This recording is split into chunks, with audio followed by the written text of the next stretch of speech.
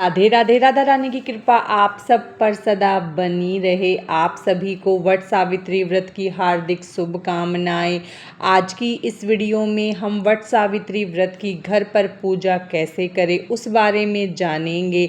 तो चलिए हम वीडियो शुरू करते हैं। वट सावित्री का व्रत इस बार 2026 में 16 मई दिन शनिवार को रखा जाएगा। वट सावित्री व्रत की पूजा अगर आप घर पर कर रहे हैं तो वट सावित्री व्रत से एक दिन पहले ही आप वट वृक्ष की टहनी को मंगवा ले। और जब भी आप वट वृक्ष की टहनी घर पर मंगवाएं तो उस पर कोपल जरूर होनी चाहिए और टहनी पर 5, 7 या 11 पत्ते होने चाहिए। वट सावित्री व्रत के दिन आप घर पर पूजा तभी करें जब आपको आपके आसपास कहीं भी वट वृक्ष नहीं मिल रहा हो। अगर आपके आसपास वट वृक्ष है तो आप वहां जाकर ही वट वृक्ष का पूजन करें। वट वृक्ष की टहनी को आप किसी गमले में लगा ले और आप वट सावित्री व्रत के दिन पूजा ऐसे स्थान पर करें जहां आपको फेरी लगाने के लिए जगह मिले। वट सावित्री व्रत की पूजा करने से पहले आप अच्छे से तैयार हो जाए, 16 श्रृंगार कर ले और एक दिन पहले ही आप अपने हाथों में मेहंदी लगा ले। वट सावित्री व्रत की तैयारी आप एक दिन पहले ही कर ले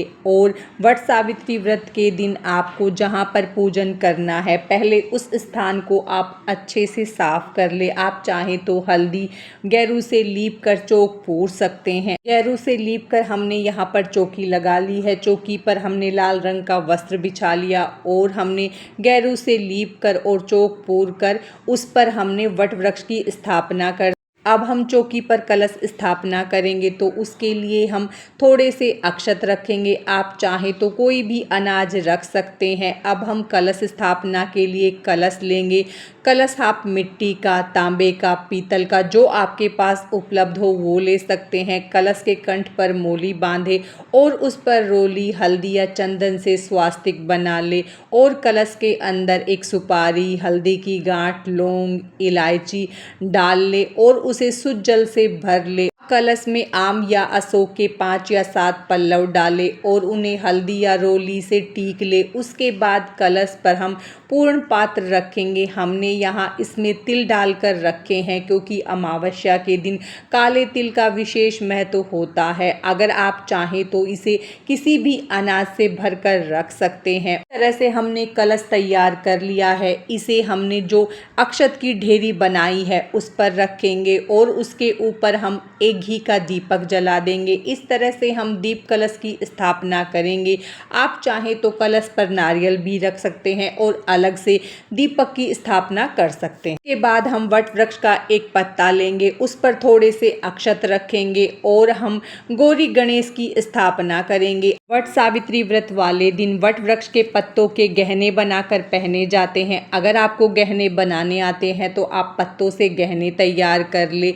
अगर नहीं आते हैं तो आप वट वृक्ष का एक पत्ता लेकर उसे अपने जूड़े में लगा लें। आप चाहें तो हल्दी से भगवान गणेश और माता गौरी का निर्माण कर सकते हैं या आप सुपारी पर कलावा लपेट कर भी माता गौरी और गणेश जी का निर्माण कर सकते हैं। या आपके पास माता की मूर्ति और गणेश जी की मूर्ति है तो आप उसे भी चौकी पर विराजित कर सकते हैं। हमने यहाँ पर गणेश जी और माता गौरी को विराजित कर लिया है। अब चौकी पर हम वट सावित्री व्रत कथा की जो पुस्तक है उसे रखेंगे। उसमें माता सावित्री और सत्यवान और यमराज जी बने हुए हैं। अगर आपके पास पुस्तक है तो आप उसे चौकी पर रखें। उसके बाद हम हाथ में थोड़ा सा जल लेंगे, अक्षत लेंगे और एक पुष्प लेंगे और फिर हम अपना वट सावित्री व्रत का संकल्प करेंगे। आप अपना नाम, गोत्र, स्थान बोलते हुए वट सावित्री व्रत का संकल्प करें और संकल्प के बाद भगवान के चरणों में हाथ के अक्षत को छोड़ दे। उसके बाद हम वट वृक्ष में जल सींचेंगे। फिर हम शुद्ध जल लेकर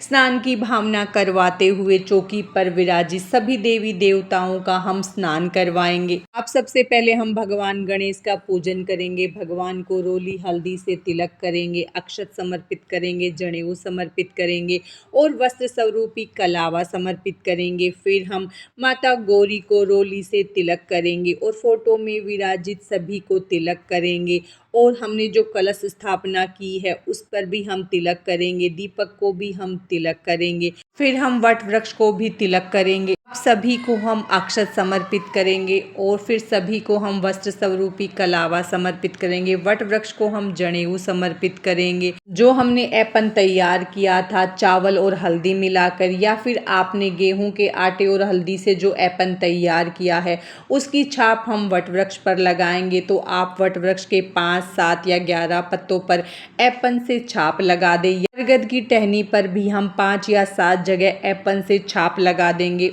अब हम सभी को पुष्प समर्पित कर देंगे। उसके बाद हम भीगे हुए काले चने लेंगे और सभी को समर्पित करेंगे। इस व्रत में काले चने का विशेष महत्व होता है।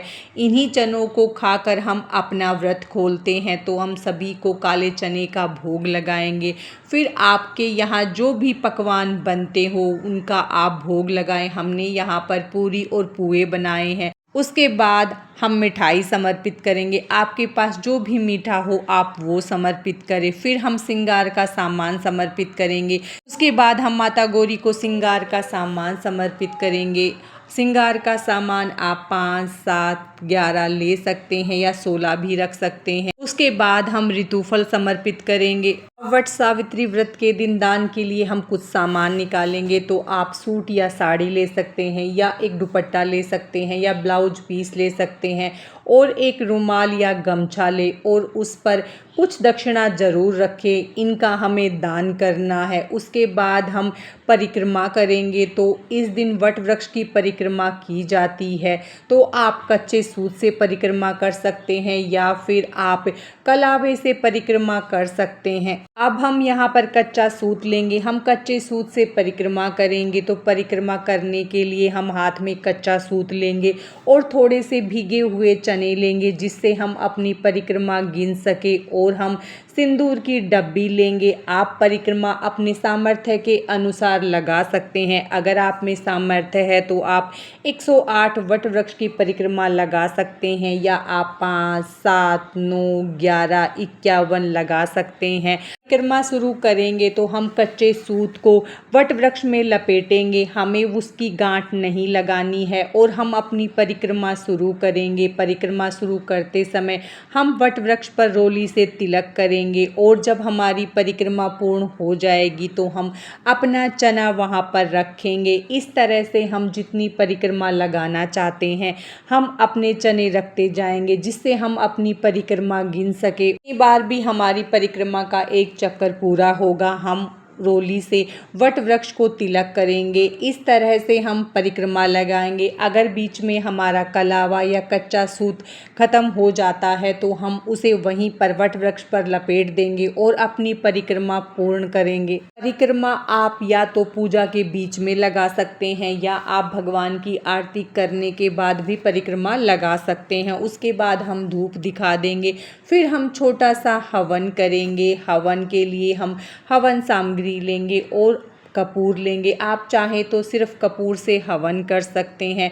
उसके बाद जो भी हमने भोग बनाया है वो हम अग्नि में डालेंगे। उसके बाद हम बांस के 2 पंखे लेंगे। बांस के पंखे आपको ज़रूर लेने हैं। अगर किसी कारणवश आपको बांस के पंखे नहीं मिलते हैं तो आप पेपर से पंखा बनाकर तैयार कर सकते हैं। अब हम बांस के पंखों का पूजन करेंगे, हल्दी रोली से तिलक करेंगे, अक्षत समर्पित करेंगे और जो हमने ऐपन तैयार किया था उससे हम उसके पंखों पर 5 या 7 जगह ऐपन लगाएंगे और फिर हम वट वृक्ष की पंखे से हवा करेंगे। जिस पंखे से हम वट वृक्ष की हवा करेंगे उसी पंखे से हमें पति को हवा करनी है। दूसरा पंखा उसे हमें दान करना है। उसके बाद हाथ में थोड़े से चने लेकर हम वट सावित्री व्रत की कथा को सुनेंगे या पढ़ेंगे। कथा सुनने के बाद हाथ के चनों को हम भगवान को समर्पित कर देंगे। फिर उसके बाद हम आरती करेंगे। आरती के लिए आप अलग से दीपक तैयार करें। जो दीपक हमने कलश पर रखा है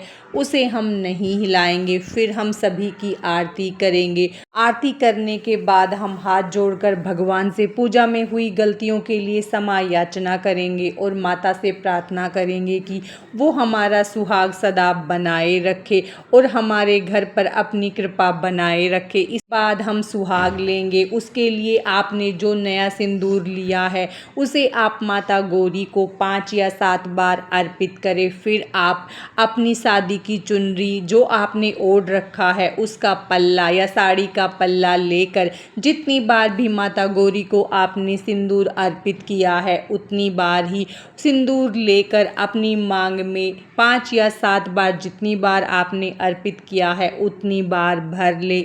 उसके बाद वट सावित्री व्रत का पारण करने के लिए हाथ में 11 चने लेंगे और वट वृक्ष की एक कोपल लेंगे। उसे हमें सीधा निगलना है। वट वृक्ष की कोपल को हम चबाएंगे नहीं। वट सावित्री व्रत का पारण कहीं पर पूजा के बाद किया जाता है, कहीं पर शाम को किया जाता है। तो आपके यहाँ जिस तरह होता हो आप उस तरह करें। पारण आप चाहे पूजा के बाद करें या शाम के समय करें, लेकिन चौकी का विसर्जन हम अगले दिन करेंगे।